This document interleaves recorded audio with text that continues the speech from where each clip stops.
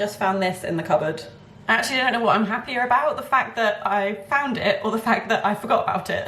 Just because when I was ill or even during recovery, like, I never forgot about food. It was on my mind all the time, literally from the second I woke up. And I knew all the food we had as well. Like, it was literally like some kind of mental inventory in my head of everything in the kitchen, how much of everything we had and when I was planning to eat it or who else might have eaten it. Like, oh, so much food control and so much preoccupation and interest in food. Like, yes, I can't believe I actually forgot something existed.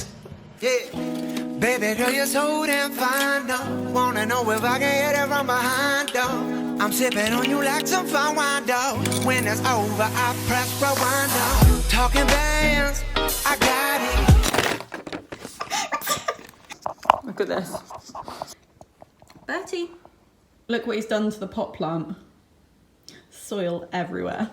Benjamin's in my pocket.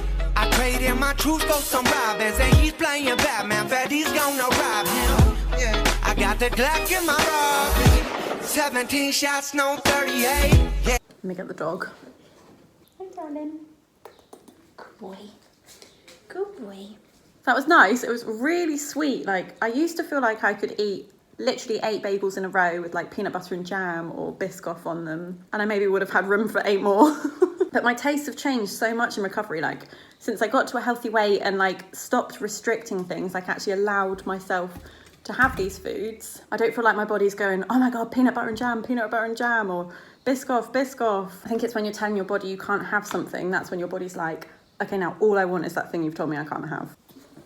A bit like with the dog, like when we get home from work, he goes absolutely crazy to see us because he's missed us for a couple of hours. He's been restricted of us, so he's like, yay, my humans. And then after a while, the novelty like wears off a little bit and like, he still likes us, but he's not like, ow. He's not jumping up at us. And then when you don't have it, like all your brain can think about is that thing you don't have and that thing you want. And then you get it and you're like, oh my God, Betty. Now I feel like I could eat this and never ever stop. But I think like you do stop.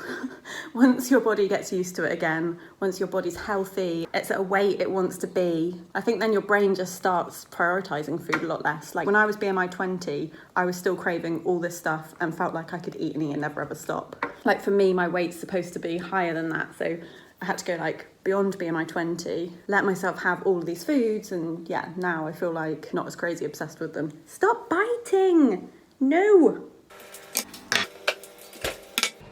I'm having a bagel for breakfast again. I realised in my videos recently, I've kind of been showing a lot more like, kind of getting towards intuitive eating a bit more, a lot less interest in food. I'm not as preoccupied with it. Things like forgetting that the Biscoff existed in the cupboard, like that never would have happened a year ago. And if you are early on in your recovery, it might feel a bit like, how the fuck does she forget about food? I genuinely couldn't believe people if they didn't know what food they had in or something, because it was just so on my mind all the time. And in terms of how I got here, like honestly, it took a long time of consistently having the foods that I'd been restricting before and showing my body like you can have these things, like a bagel for example. I would have got scared before, like, oh, you shouldn't have a bagel, it's more calories than bread, just have bread. Or just have half now, save half for later, you can have it as a snack. Or just get bagel thins, they're less calories than a bagel. Like thought. And I think if I'd have given in to those thoughts, I'd still be just as shit scared of a bagel. So if you'd planned to have something and then you get to the kitchen and suddenly your head is just bombarded with eating disorder thoughts, like, to be honest, that's okay, like that's gonna happen. You've still got an eating disorder in your head. It's okay to get the thoughts, it's just not okay to act on them.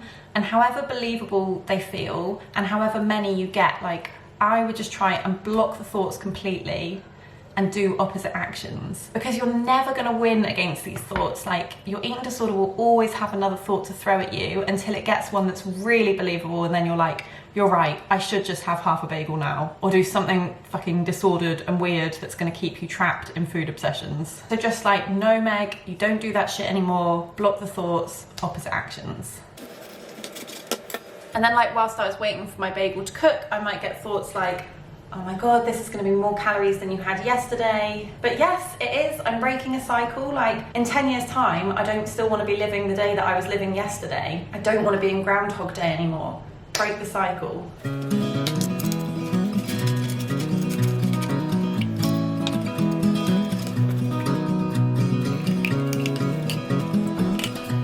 And maybe I'd get thoughts like, oh, you should be having a healthier peanut butter, like, no brain, shut up, food is just food. And now I want to have jam on my peanut butter, so I might have thought like, oh my god, that's extra calories, it's unnecessary calories, you need to save that 50 calories or whatever it is until later. But no, I don't. Like, my body is not a robot, and I'm sick of watching other people make really good food that I'm then jealous of, and always sitting on the sidelines of life thinking, oh, I wish I could do that. Like, I can do that. It's never gonna just feel okay. Just have to do it, and just block your thoughts. Like, just because you get the thoughts doesn't mean you need to act on them.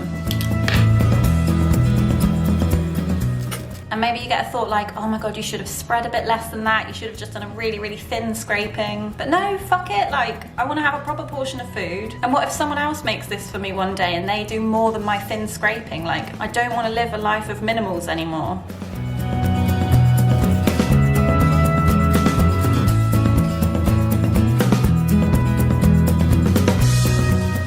Got a little dog here. Betty. Betty. Hello, darling. I had a rule in my recovery that I would just always finish everything on my plate, and it actually gave me so much less anxiety about eating things, because I wasn't eating thinking like, how much should I leave? Should I scrape a bit of the sauce off? Should I save some till later? Like, no, I just always eat everything on my plate. Look at the little dog.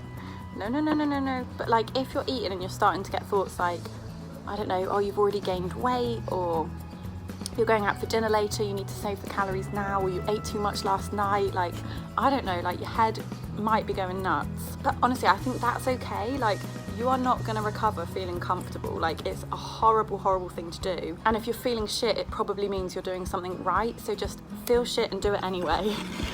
And just keep going. Like, feeling shit won't last forever, but your eating disorder will. I'm going to have to eat this before the puppy does.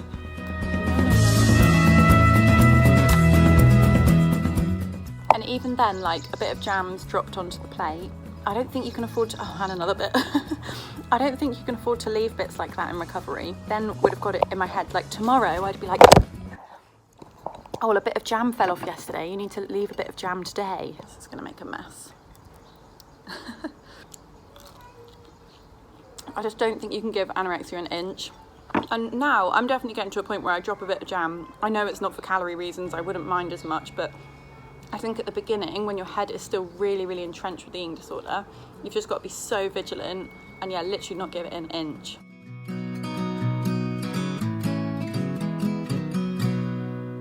And then the next thing I would have got when I was doing something difficult in recovery was, after I finished eating, I would feel so guilty and like so frustrated, like I'd done something really, really wrong. And my eating disorder was so believable that like I'd been an idiot, I was gonna gain loads of weight, I could feel myself gaining weight. No, no, no, no. It was really good for me to realise like it's actually okay to be frustrated. Like, you can feel a bit shit, you can feel anxious or guilty or whatever, like it will pass. Like, if you're feeling okay, you're probably not challenging anything. I had a big thing of like, I always just wanted to feel perfect. Like, no one likes feeling bad, but like, I hated feeling bad. I always wanted to be like productive with my day, be in a good mood, be nice to other people. And I couldn't do all those things and challenge my eating disorder. Like, it left me feeling so awful that I couldn't go and be productive. Like, I couldn't think about work that well, or focus on a task, or like listen to other people's conversation. Like, all I could think was what I'd just eaten. And my psychologist would tell me to go and distract myself after I'd eaten, so I didn't just sit around dwelling on it. But even distractions didn't really work that well for me. Part of it, I think, is like, it is hard. What you've just done is difficult. You may well feel shit. That's okay. Like, it's okay to feel shit. You don't need to be in a perfect mood all the time. And sit with feeling shit as well. Like, tolerate it. Don't now think, oh my god, I feel so guilty about my breakfast, I'm gonna have to miss something out of my snack to compensate. Like, if you're turning to your eating disorder for a quick fix, then again, you're not really challenging anything. You've actually totally negated your challenge. So I think for me, it was a lot of like, feel shit, do it anyway, repeat, feel shit again, do it anyway again, repeat, don't compensate. And then gradually with time, like, I stopped feeling so shit when I was doing these things, and I stopped thinking about the food as much, I stopped craving the food as much. I got my BMI over 20, and I started to get to a point where like, I wasn't feeling like crazy about food all the time. My body wasn't starved, it wasn't restricted, it wasn't denied bagels because they were more calories than bread might have been. I was allowing myself jam on peanut butter because it tasted good and I wanted it. I was eating a full bagel, I wasn't saving half till later. I wasn't having bagel thins, like I wasn't doing disordered shit. And gradually I feel like my body and my brain have caught up and they're like, oh okay, we know food's coming, we know what it tastes like, we know we can trust it. Hi. Hiya. Good sleep? Yes.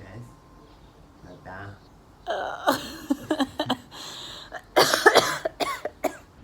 So Bren's just played with Bertie, absolutely tired him out, and now he's gone for a run.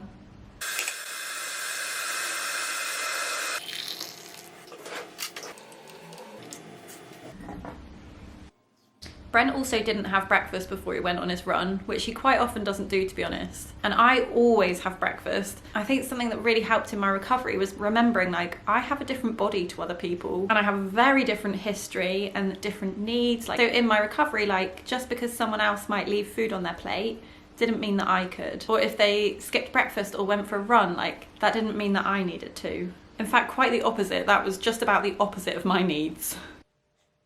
And a week ago, I was actually discharged from hospital. I managed to get influenza and pneumonia, and I'm 7 months pregnant. So it was like all quite scary. And I'm still recovering from it now. Like I get really tired, really out of breath. I've got a baby to look after. I've got me to look after. Like fuck should I be skipping breakfast and going out running? And it's kind of easy to see for someone who's like pregnant and got pneumonia, like of course they should not be exercising. But it's actually exactly the same for eating disorder recovery. Like if you have a history of restriction or over exercise, like in order to recover from those things, those behaviours have to be completely off the table. And that's just your path, like that's your body, that's your history, that's your health legacy. Like Brendan doesn't have a starved body, it's not restricted, it's not pregnant, it's not recovering from pneumonia. He's in a position where he can just grab food whenever he wants to and he can exercise. But just because he is doesn't mean I am. I wouldn't say to Brent, you have to start taking pneumonia antibiotics because I'm on them. Like he doesn't need them, he's got a different body and he's on a different path. And it won't be forever either, like I'm not always going to be on antibiotics. I'm actually not on antibiotics now, I finished the course. But I'm not always going to have to not drink because I'm pregnant. Maybe one day if I'm the sort of person that wants to skip breakfast, I can skip breakfast. I don't think I'm ever going to be that person, I love breakfast, but whatever. These are just things that I personally need to do now with the body that I've got, the path that I'm on, the history that I've got, the health legacy that I carry. Like, it is what it is. I don't have Brendan's body, and so my needs are different to his. And my body's not managing its weight based on what he's doing. Like, if he exercises or skips breakfast, that's not going to impact my body, and he can do those things and stay well. If I went and did those things, it would make me ill. So yeah, different bodies, different paths. Right, the battery just died on my camera, but yeah, different bodies, different paths, and lots of love. Say bye-bye, dog.